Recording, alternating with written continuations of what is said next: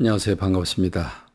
성경을 하루 한 장 내지 두 장 읽어서 성경을 통독하는 프로그램 이 방에 찾아오신 여러분들을 주의 이름으로 환영합니다. 오늘은 누가복음 17장에 나오는 하나님 나라에 대한 말씀을 깊이 묵상하는 시간이 되길 원합니다.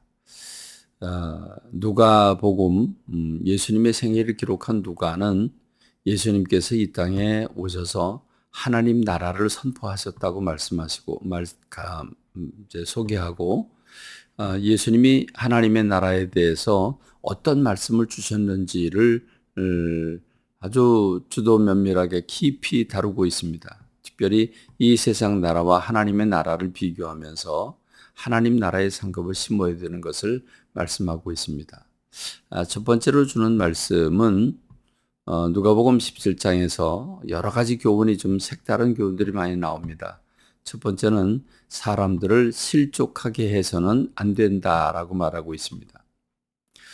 여러분, 사람이 이 땅을 살아가는 데 있어서 어떻게 다른 사람에게 상처를 주지 않을 수가 있겠습니까? 사람들을 만납니다. 말을 하고 먹고 마시고 또 같이 일을 하면서 거기엔 감정이 부대끼게 되고 생각이 다르게 되고 그 가운데서 갈등이 일어나고 상처를 주기도 하고 상처를 받기도 합니다.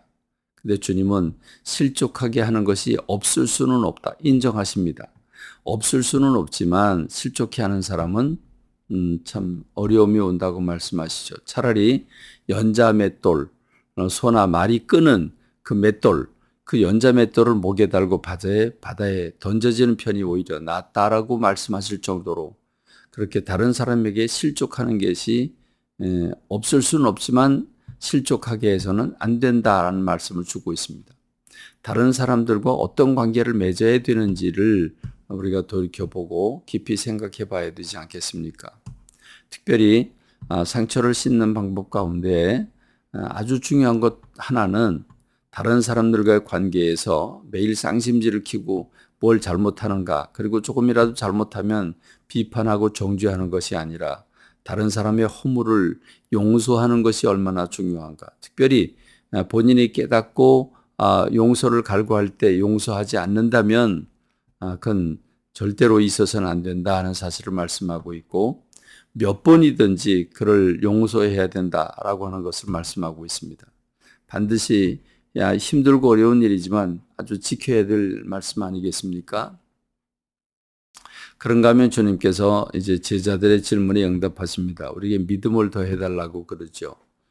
믿음을 좀 더 해달라고 할 때 예수님은 너희의 믿음이 커야 되지만 겨자씨 하나일 만한 믿음만 있어도 저 뽕나무가 뽑혀서 바다에 심기라고 해도 그대로 옮겨질 것이라고 말씀하고 있습니다. 작은 믿음이라고 할지라도 진정한 믿음을 가지고 있으면 역사가 나타난다고 하는 것을 말씀해 주고 있지 않겠습니까? 그러면서 주님은 좀 생뚱맞은 것 같은 말씀이지만 연결해서 이렇게 말씀을 하시죠. 너희가 믿음을 가지고 큰 역사와 능력을 일으키를 원하는지 몰라도 그거보다 더 중요한 게 있다. 종의 자세를 가져야 된다라고 하는 것입니다. 종이 하루 종일 바깥에 나가 땡볕에서 땀 흘리고 일을 하고 들어오면 그런 편안히 쉬느냐? 아니다. 저는 또 주인의 밥을 준비하지 않는가? 주인의 밥을 만들고 올려드리고 그러면 주인이 수고했다고 칭찬하고 그러냐? 아니다. 당연히 해야 할 일을 했다. 그러면 주님이 이렇게 말씀을 하시죠. 우리가 마땅히 해야 할 일을 했습니다. 우린 무익한 종입니다. 무익한 종인데 우리가 마땅히 해야 할 일을 한 것뿐입니다. 라고 얘기를 해야 되지 않겠느냐? 그렇습니다. 교회 일을 해놓고도 우리는 조그마한 아주 조금 어떤 일을 해놓고도 그걸 인정받기 위해서 또 인정받고 싶어서 몸부림치는 그런 모습들을 많이 볼 수 있지 않겠습니까? 주님은 내가 어마어마한 일을 해놓고도 무익한 종입니다. 제가 해야 할 일을 했을 뿐입니다. 라고 하는 겸손한 자세, 자기를 부인하는 자세가 있어야 된다고 말씀하고 있습니다. 그럼 그 다음에 한 사건이 일어나게 되는데 나병 환자 10명이 찾아와서 고쳐달라고 말합니다. 주님은 그들을 기쁨으로 고쳐주셨지요. 자, 그런데 그 고쳐주시는 방법이 좀 특이했습니다. 가서 아직 고쳐주지도 않았는데 너희들의 몸을 제사장에게 보이라. 뭘 요구하고 있습니까? 믿음을 요구하고 있는 거죠. 아직 그들은 그의 몸에 나병이 있습니다. 그럼에도 불구하고 제사장들에게 순종하고 갑니다. 그런데 가는 도중에 그들의 몸이 깨끗하게 나아진 것을 발견합니다. 순종할 때 역사가 일어난 거죠. 그런데 그 중에 한 사람이 너무 기뻐서 예수님께로 돌아옵니다. 나머지 9은 어디 갔습니까? 아마 모르긴 하지만 남편에게 또는 부인에게 또는 가족에게 또는 직장에게 돌아가지 않았겠습니까? 너무 기뻐서 돌아갔을 것입니다. 그러나 이 한 사람은 예수님께 돌아와 감사를 표현합니다. 주님은 10명이 다 고침받은 걸로 알고 있는데 나머지 9은 어디 갔냐 그러면서 주님은 이 주님께 찾아온 사람에게 육체적인 나병뿐만 아니라 영적인 구원까지도 허락해 주시는 그런 그 복을 받게 됩니다. 그렇습니다. 우리는 나병보다 비교할 수 없는 죄와 죽음으로부터 우리가 구원받았다고 하는 사실을 기억하고 감사를 잃어버리고 사는 건 아닌지 돌이켜 볼 일입니다.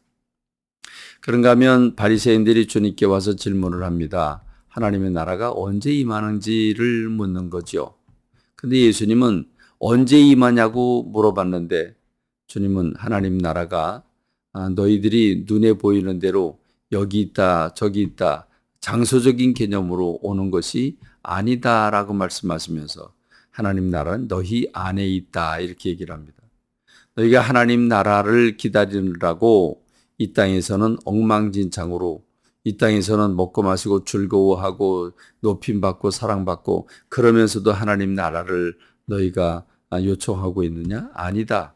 지금 너희가 이 땅에서 하나님 나라를 맛보지 못하면 그 나라에 들어갈 수 없다. 하나님 나라는 너희 안에 있다는 말은 관계 속에 있다는 사실을 말씀하고 있죠.